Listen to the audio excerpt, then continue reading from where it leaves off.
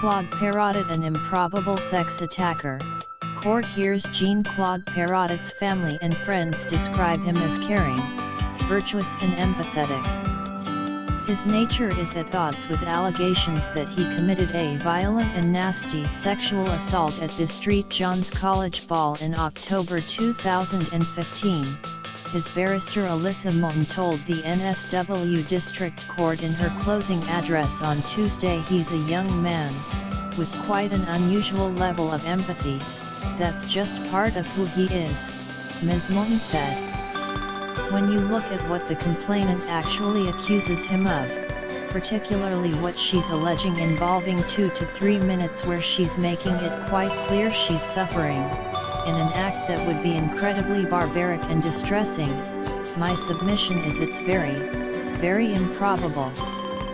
Mr. Perrottet, 20, the younger brother of NSW Treasurer Dominic Perrottet, has been on trial for a fortnight, charged with 3 counts of sexual assault.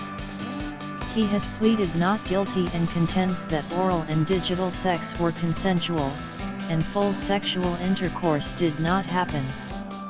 Ms. Moulton said the alleged victim, a 19-year-old woman who was a college resident, gave details to police that supported Mr. Perrottet's version of events.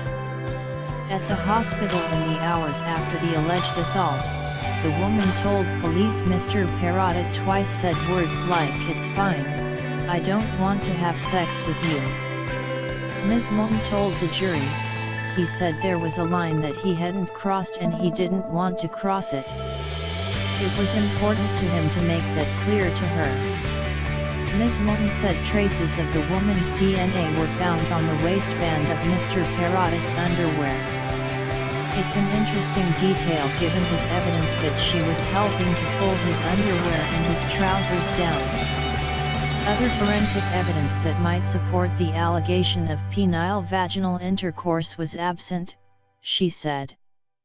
Ms. Moulton said the woman's friends gave evidence that although she was affected by alcohol, she was dancing, and talking with purpose. In terms of him trying to take advantage of her, he's dealing with a young lady able to make her own decisions. The court has heard that after the alleged assault in a canopy of trees near an area known as the Lemon Grove, Mr. Perrottet followed the woman back to her dorm room. The Crown has argued that CCTV footage of the pair shows the woman was downcast and uninterested in Mr. Perrottet. But, Ms. Moulton said, her demeanor also supported Mr. Perrottet's version that the woman halted the encounter. She's reached the point where she suddenly stops and indicates she can't do this anymore. On the accused account there's been a change there. It's at that point the accused says I'm not going to have sex.